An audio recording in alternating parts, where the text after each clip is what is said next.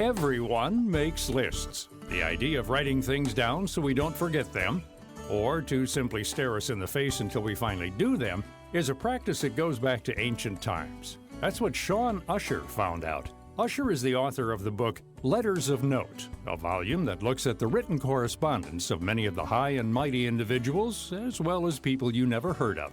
In that book, Usher was trying to show us the importance of private correspondence, of how it could bring broad themes and events of history down to a personal level, and how letters could give us insight into the people we thought we knew. In the process of writing that book, Usher says he came upon another artifact that is also important and revealing. And I was looking through all these archives and museum collections and dusty old books looking for these letters, and I kept finding lists written by the same people, even more so than letters. It seems that everyone, even to this day, letter writing's on the wane, as to be expected with the rise of the internet, but people still write lists, and people are just as infatuated with lists as they ever were, if not more so, because we seem to be busier and busier, and lists make all the chaos kind of manageable. You know, if you can break something down into a list, it's far easier to digest, it takes less time, so the busier we get, the more we seem to make lists and enjoy them. Usher compiled a list of these lists, and it became his new book, Lists of Note, an eclectic collection deserving of a wider audience.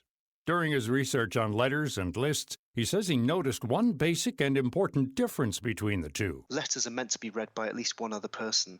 With lists, often they're meant to be very, very private, so they show you an even more intimate side to someone. And just being able to see, someone's preferences, the way they've made a list, the way they've numbered it or dotted it, it's just, there's so much to learn. And it just infatuated me just as much as letters. Usher has lists from ancient Egypt to medieval times to the 19th and 20th centuries.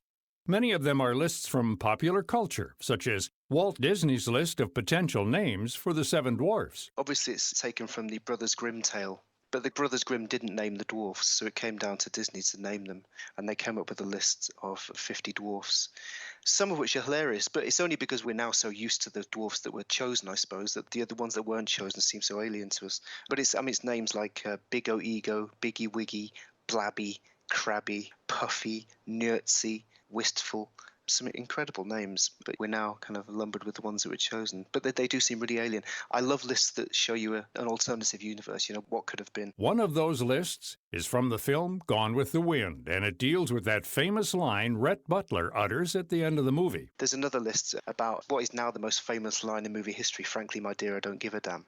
And at the time, this was obviously decades ago, the MPAA, the censors, deemed that the word damn was too offensive.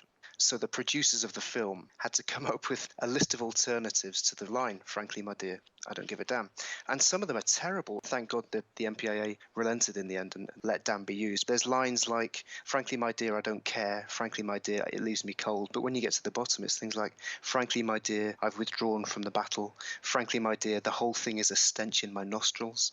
Frankly, my dear, it makes my gorge rise. Can you imagine if any of these have been chosen? Another movie-themed list shows potential titles for the film Vertigo. Usher says that Hitchcock wanted that name, but the studio wasn't sold on it. They sent a list of possibilities to the director that just didn't have the same impact. Again, some of these seem terrible, but had they been chosen, we would have lived with it.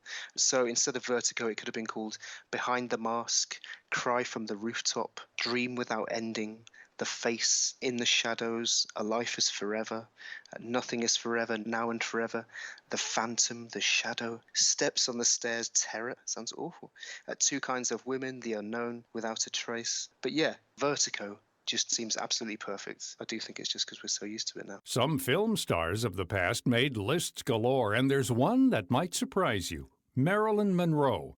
We think of her as the blonde bombshell, all fluff and fun. Usher says that the list he found shows that she was disciplined and dedicated to her craft. She was really hardworking, yeah, and I've read a lot of her letters as well. She was incredibly clever, very, very intelligent. But this was in 1955, and she was just, she was just becoming famous, and she was very, very determined to make the most of her opportunity. The list says things like, go to class, this is her acting classes with Lee Strasberg, go as often as possible to observe Strasberg's other private classes, never miss my actor studio sessions, start attending Clermont lectures. She was incredibly focused, but then The saddest part of the list is the last line, in which she says, "Try to enjoy myself when I can. I'll be miserable enough as it is," which is really quite terrible. It just shows how she really did have a tough time at all sorts of demons she was battling. Authors are big list makers. In the book, Usher has a couple of lists by Charles Dickens that show his sense of humor and creativity. He moved into his new house, Gaverstock, and he had a load of empty shelf space. I mean, he must have had a lot of shelves if he had empty shelf space. And he decided to fill that space with fake books. So he made up all these fake book names and wrote to a bookbinder and said, "Could you make up these fake book covers? And I'm going to have them on my bookshelf." Some of them are really, really quite funny. There's things like Captain Parry's Virtues of Cold Tar, Jonah's Account of the Whale, Orson's Art of Etiquette, Growler's Gruffiology with Appendix, 4 volumes, King Henry VIII's Evidences of Christianity, 5 volumes, Morrison's Pills Progress, 2 volumes. It's fantastic. Dickens was a prolific writer, and his books are full of interesting and carefully drawn characters. No wonder, then, that Usher found a list suggesting that the author was prepared whenever the inspiration for a new book struck. The other Dickens list, I was searching through an old book. I can't remember which book it was. It was about something completely different I was searching for. And I found an entry about Dickens's old notebooks in which he used to keep enormous, vast lists of all the names he could use in his books. And they're the most Dickensian names you've ever heard. They go on for miles and miles. These are character names, some of which were used, some of which weren't.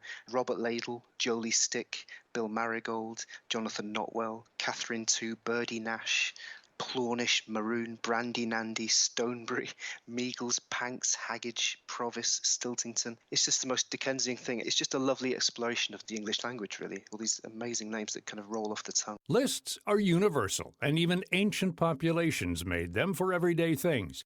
From around 1250 BC, there's a listing of excuses that Egyptian laborers gave for not showing up to work, including wrapping the corpse of his mother, the scorpion bit him, and brewing beer.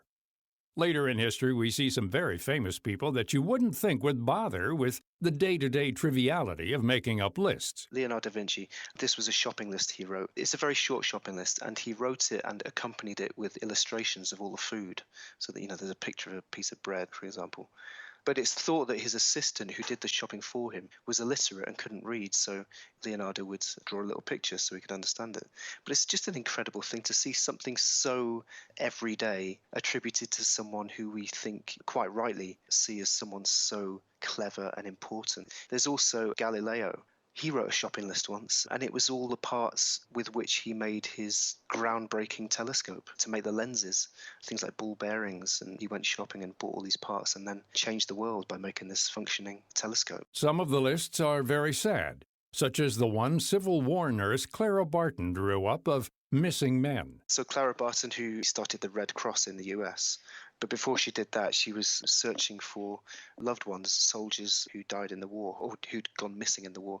And every week in the newspapers in the US, there was this enormous list of missing persons printed in all the papers, and it was absolutely enormous. So I've kind of reprinted just one double page of this amazing list, and it's just these names of people, many of which were never found. It's just looking at it so vast. It says roll of missing men at the top, and there's a little letter from Clara Barton. Really quite tragic, and it's sad to think that the majority of these were probably never reunited with their families. Making up lists of 10 commandments seems to be popular, and Usher said he could fill another book of just those. One he liked is from notorious fraudster Victor Lustig, who composed a list of 10 things that the aspiring con man needed to master to be a success. The interesting thing is a lot of these rules could be kind of used by other people, not just con men. Be a patient listener. It is this, not fast talking, that gets a con man his coups. Never look bored. Wait for the other person to reveal any political opinions, then agree with them. Let the other person reveal religious views, then have the same ones. Hint at sex talk, but don't follow it up unless the other fellow shows a strong interest. Never discuss illness unless some special concern is shown. Never pry into a person's personal circumstances. They'll tell you all eventually. Never boast. Just let your importance be quietly obvious. Never be untidy. Never get drunk. They make perfect sense. They're all great rules for a con man, but they could also be applied elsewhere. If lists are universal, then Usher should have a few of his own. None appear in the book, and he says there's a good reason for that. My lists at the minute, well, because I'm always researching books and trying to find lists and letters, I've got lists of lists. I've got spreadsheets. I can't live without spreadsheets. I've got spreadsheets in which other spreadsheets are detailed. I'm drowning in spreadsheets. My wife, she can't get up in the morning without making a list. You know, she functions purely via lists.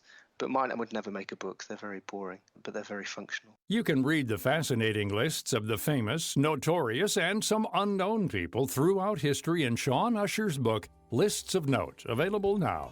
He also invites listeners to his website at shaunusher.com. To learn more about all of our guests, log on to our site at viewpointsonline.net. There you can find archives of past programs, as well as on iTunes and Stitcher. I'm Gary Price. You know what rubs millions of people the wrong way? Their thighs. Shaq talks Gold Bond Friction Defense. Skin friction is quite an affliction. On your legs, arms, whether you're running a 5K or just running upstairs. And Gold Bond Friction Defense is soothing. Indeed. It's non-greasy, moisturizes, and helps like nobody's business. Because your thighs rubbing together is nobody's business. Gold Bond Friction Defense. Defense starts now. Your thighs will thank you. Oh boy.